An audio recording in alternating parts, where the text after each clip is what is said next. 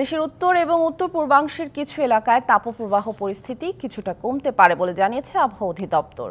এছাড়া আজ ময়মনসিংহ, চট্টগ্রাম ও সিলেট বিভাগের কিছু জায়গায় এবং রংপুর, ঢাকা ও বরিশাল বিভাগের 2-1টি জায়গায় অস্থায়ীভাবে দমকা ও ঝোড়ো হাওয়া সহ বজ্রসহ বৃষ্টি হতে পারে বলেও জানানো হয়েছে।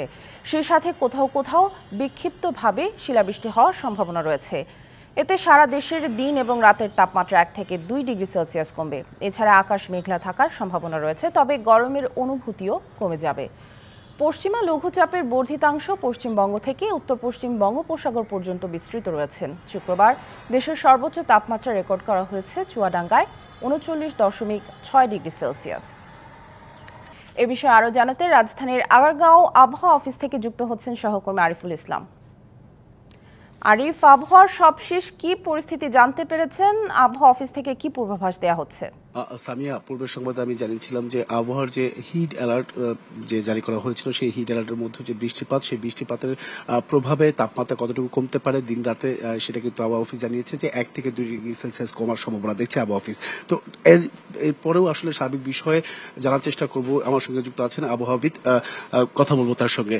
আবহাওয়ার পূর্বাভাসে 24 ঘন্টা, আগামী 24 ঘন্টা কি বলা আছে, আর রাজধানী কি অবস্থা হতে পারে, বৃষ্টিপাতের সম্ভাবনা দেখছে কিনা, ঝড় হওয়ার সম্ভাবনা দেখছে কিনা, সার্বিক বিষয় একটু জানান।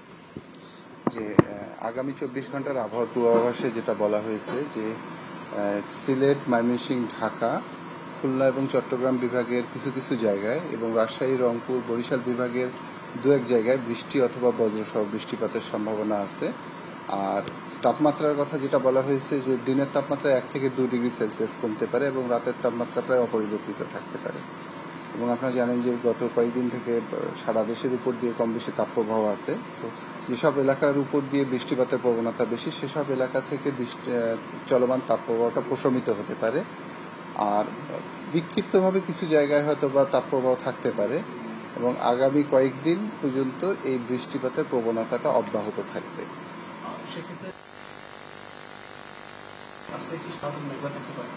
ঢাকায় আমরা যেটা ধারণা করতেছি যে সিলেট, ময়মনসিংহ এবং ঢাকা বিভাগের অধিকাংশ জায়গায় আজকে সারাদিনই মেঘলা থেকে মেঘাচ্ছন্ন থাকতে পারে এবং হালকা থেকে মাঝারি ধরনের বৃষ্টিপাতের সম্ভাবনা আছে।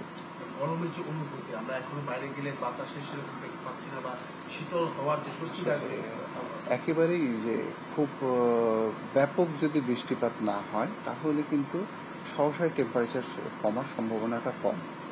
সেজন্য যে আসলে বৃষ্টিপাতের পরিমাণটা যেটা হয়েছে সেটাও খুব সামান্য, খুব লাইট বা তার চেয়ে কম। এর প্রভাবে টেম্পারেচারটা কমছে এবং যে আকাশ মেঘলা থাকার কারণে যে সূর্যের কিরণটা আসতে পারতেছে না, এটার প্রভাবে তাপমাত্রাটা অনেকটা কমছে। কিন্তু যে পূর্ববর্তী যে বাতাসে যে হিট যেটা ছিল সেটার উপস্থিতিটা তো কিছুটা রয়ে গেছে।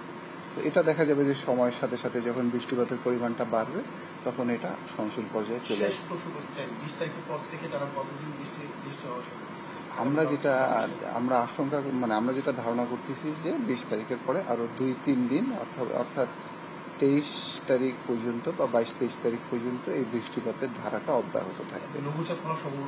আর সাগরে বে অফ বেঙ্গলে একটি লঘুচাপ তৈরি হওয়ার সম্ভাবনা দেখা দিয়েছে।